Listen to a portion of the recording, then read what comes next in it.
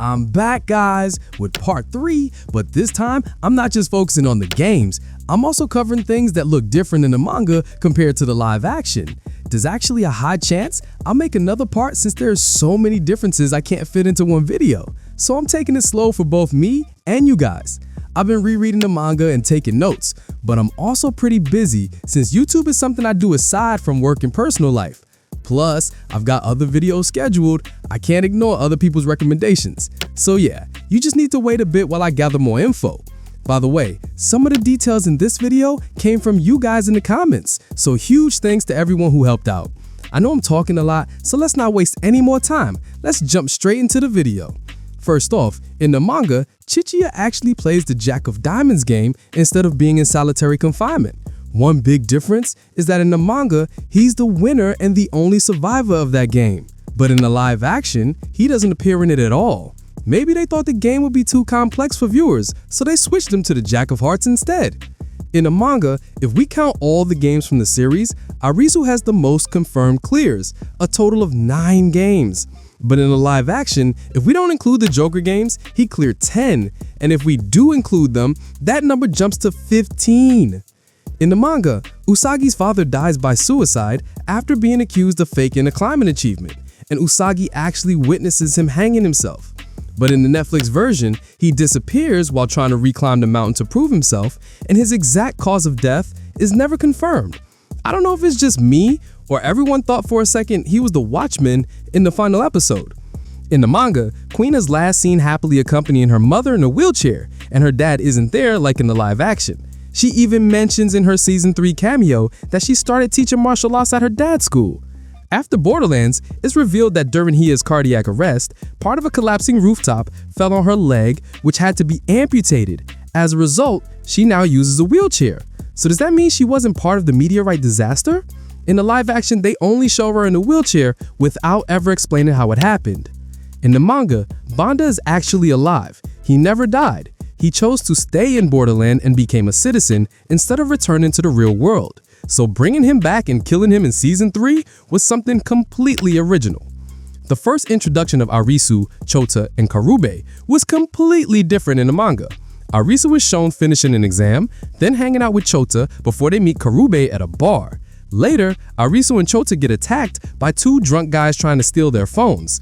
But luckily, Karube steps in and saves them.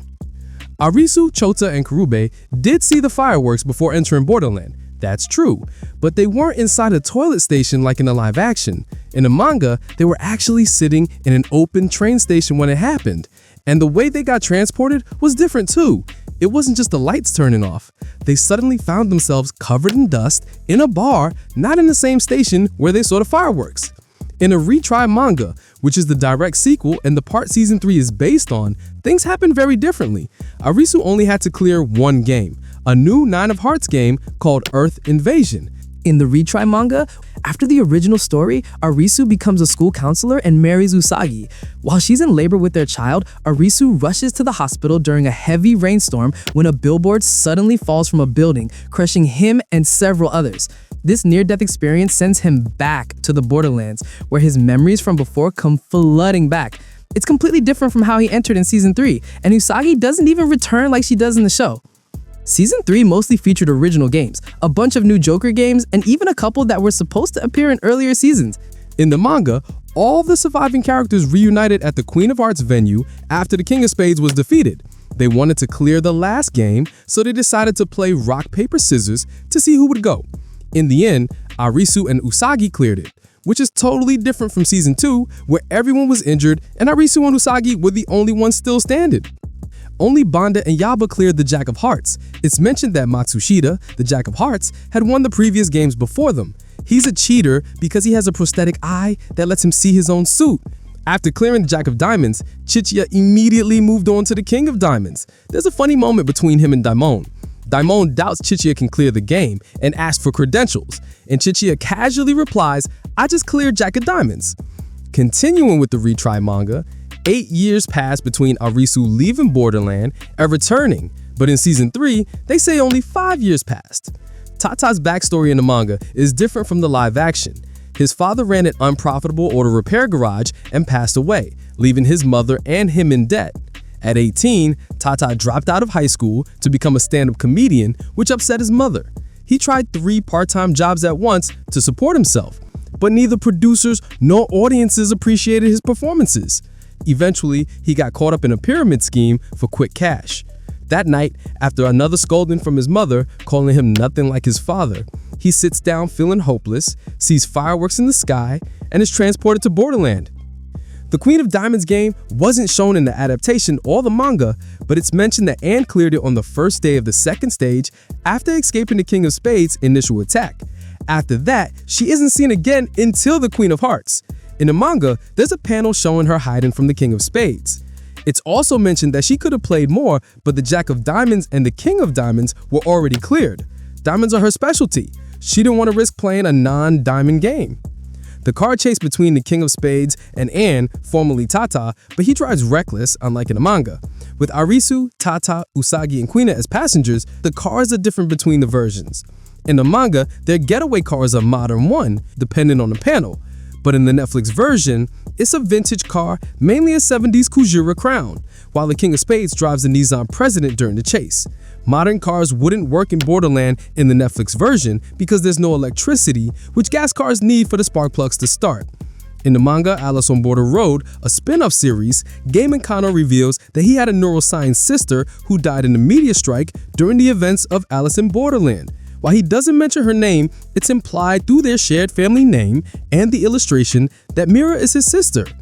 Anne safely returns to the real world with her memories of the Borderlands erased. She meets my hero in the hospital canteen, and they talk about the idea of a collective near-death experience. Later, in Alice on Border Road, Anne appears as a participant in a survey about vague Borderlands experiences. This survey is conducted by Game & Kano, a supporting character who's also the King of Diamonds. Yuji Mahiru, a supporting character, appears as one of the beach members in the manga. He doesn't show up in the live action. His role was split between Anne and Quina, and parts of his personality were given to Keiichi Kuzuryu. He was supposed to clear the Queen of Clubs and explore the Borderlands instead of Anne.